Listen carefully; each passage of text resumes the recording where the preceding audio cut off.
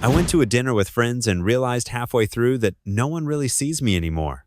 We hadn't all been together in a while, so when one of them invited me out for dinner, I said yes. I got ready, picked an outfit that made me feel good, even did my makeup for once.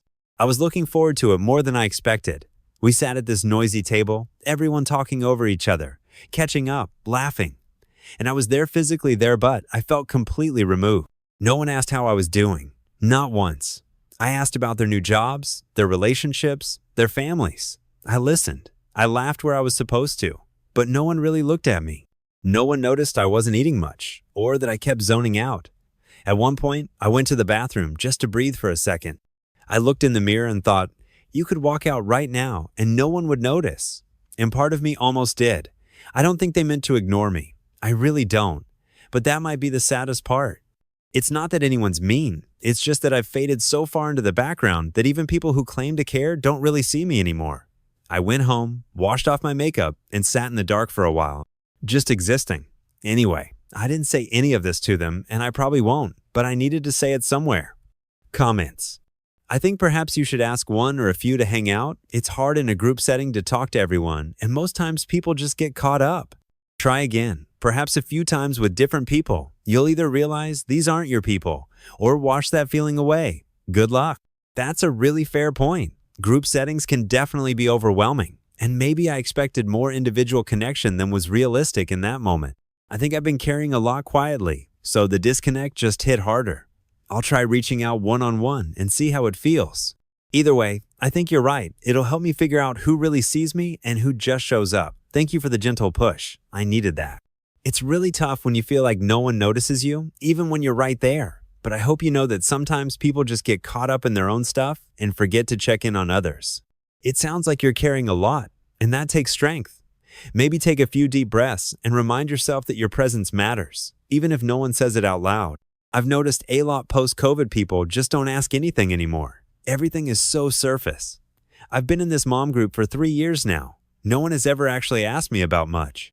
Like I bet none of them could tell you where I'm from, what my husband does, that my mother is dead. It's so strange. I feel like I ask questions. I think people have forgotten how to communicate. I'd care about you, but I'm an outgoing, communicative person in general, and that's why I think it's been difficult transition for me. A lot of people seem very comfortable just retracting into their shell and going along with the motions. I'd K, if that makes sense. I'm sorry you felt that way at your dinner. It makes complete sense, and honestly, it's comforting to hear someone else say it out loud.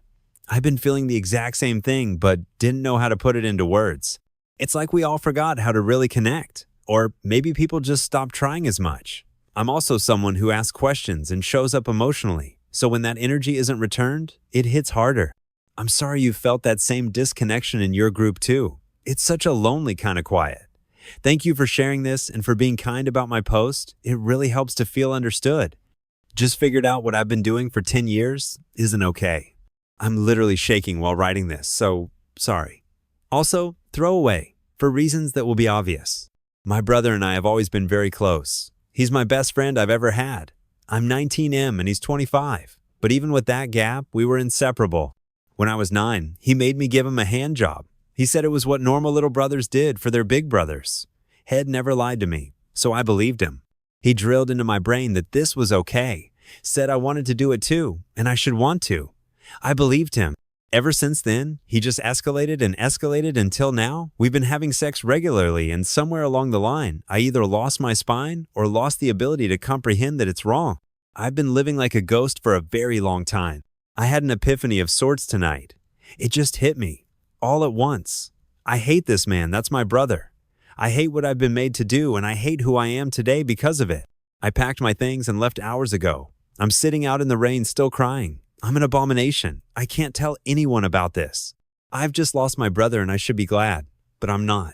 Comments. You are not an abomination. You are not a monster. You are not guilty of absolutely anything that happened to you. You were a child. You were a victim. Call a friend or family member you trust. Tell them what happened. Find a way to report it. You are going to be okay. I know it's difficult, but you are going to be okay. Hey babes, this happened to me too. It started when I was 8F and he was 13-ish. I thought it was normal for years, and I let it happen for years. Not that no was ever really an option. I felt disgusting for years when I found out that it didn't happen with my friend's siblings. He forced me to have sex with him every other night. He forced me to do a lot of things with him, and I felt violated. At 17, I told my first ever long-term boyfriend about it and begged him not to tell anyone.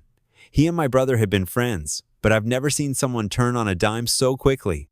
My boyfriend helped me stay away from the house whenever my brother was there. He also helped me get counseling for everything, and when I told the counselor what was happening, my brother got arrested. My brother took 10 years from me, and he got charged on multiple accounts. He's on a list, I believe, and he spent 2.5 years in prison. I'm 27 now, and I only recently stopped hating myself for what happened. It takes time and therapy. Good luck. You're not an abomination, you're not dirty, and you're not a bad person. He is. He's your big brother. He was supposed to protect you. He hurt you, and he's a monster for that. So sorry to hear and to reassure you, you are not at fault. You are no abomination. Unfortunately to say this, but these cases appear much more often, especially with family. You definitely did the right thing and separate to move on, but that is the best news, that you have made a realization and that you can move on. It will be difficult, but acknowledgement is the first step. The most heartbreaking and uplifting news I can give you here is you are not alone. This sort of thing unfortunately happens to many people, and hopefully you can find a group of them to chat with and relate to. Most importantly, you personally did nothing wrong in a way that you need to feel bad about yourself for. You were way too young to be expected to be standing up for yourself in this situation. This is exactly why adults are supposed to protect their kids. It's also why sex ed from a young age is important. Teaching consent and sexual abuse to 5-year-olds prevents this. I hope you find a therapist that helps you work through this, as well as another opportunity to get back on your feet. Fuck anyone in your family that isn't disowning your brother over this. And as tragic as it is, do not let your mental energy be wasted on trying to get those people back. I speak from experience when I say, no matter how much it hurts now, it will never hurt less once they are back in your life. The worst thing about abuse is the incredible self-blame the victims experience. It is hard to even see that for yourself, but think if it was anyone else but you. Would you tell them it was ever their fault or that they deserve to be shunned? Take a step outside of yourself and think how your mind has twisted itself into knots trying to make sense of this. It is senseless. You were a child. You are innocent. Please seek therapy as soon as possible. It will help you process what you experienced. You took a monumental first step to get out and save yourself. A therapist will help you chart your path from here. I wish you continued strength. You are your hero. I am proud of you.